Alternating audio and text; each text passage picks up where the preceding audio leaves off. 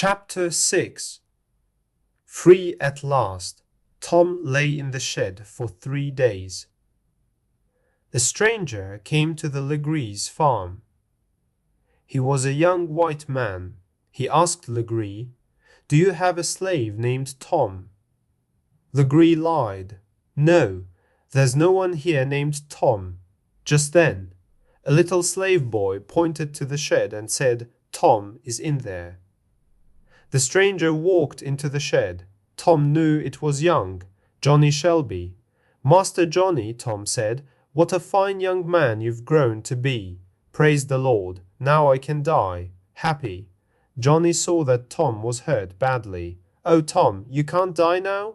I've come to buy you back.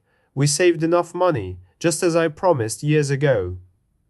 "Master, you're too late," Tom said weakly. "The Lord is taking me home with him. Please tell Chloe I'm sorry I couldn't see her. Tell her and my children to follow me to heaven." Then Tom died. Johnny sat there for a moment, holding Tom. This place seemed special. Johnny felt like God was in there with him. That night, Cassie took a lot of money from Legree's desk. Then she put a white sheet over her body. She ran out of the house. Legree didn't follow her because he thought she was a ghost. Cassie went to the nearest town. She bought some fine clothes and an expensive bag. Then she went to a nice hotel. No one thought she was a runaway slave. Cassie saw Johnny in the hotel restaurant. She knew Johnny was a friend of Tom's. When Johnny saw her, he thought she looked like someone he knew, but he couldn't think of who it was. Cassie told Johnny her story. She also told him that she was a runaway slave. Johnny agreed to help her reach Canada. Johnny thought about Cassie's story. She said she'd lost her daughter. He realized who she looked like. "Eliza," he said. "Who is Eliza?" Cassie asked. Johnny explained how Eliza had grown up as his family's slave. "I must get to Canada," said Cassie. "I must find my family." 2 months later, Cassie was in Canada. A Quaker brought her to Eliza's house. Eliza and George had been in Canada for 5 years. Henry was a big boy now and they had a new daughter. The door opened. Cassie and Eliza saw each other. They hugged and cried. Now they were all together. Johnny traveled back home. Some years earlier, Mr. Shelby had gotten sick and died. So, only Mrs. Shelby and Aunt Chloe were waiting for them. They looked everywhere for Uncle Tom. "I'm so sorry," said Johnny. "I wanted to bring Uncle Tom back, but he's gone to live with God now." Mrs. Shelby began to cry, and Aunt Chloe said nothing. Johnny passed Tom's last messages of love to Aunt Chloe. A month later, Johnny let all of the slaves on the farm go free.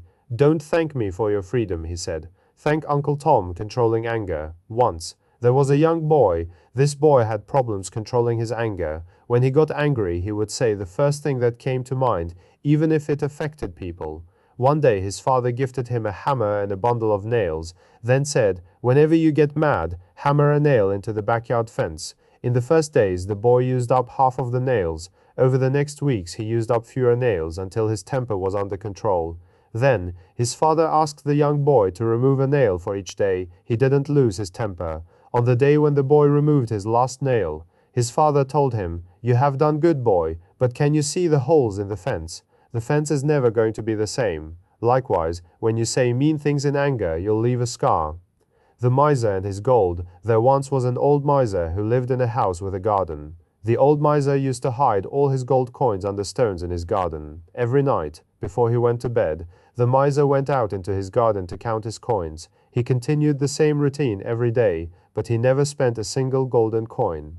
One day a thief saw the old miser hiding his coins. Once the old miser went back into his house, the thief went to the hiding place and took all the gold. The following day, as the old man came out to count his coins, he found they were gone and started wailing loudly. His neighbor heard the cries and came running, asking what had happened. Upon learning what had occurred, the neighbor asked, "Why didn't you just save the money inside your house where it would have been safe?" The neighbor continued, "Having it inside the house would make it easier to access when you need to buy something." "Buy something?" answered the miser. "I was never going to spend my gold." When hearing this, the neighbor picked up a stone and threw it. Then he said, "If that's the case, then save the stone. It's as worthless as the gold you've lost."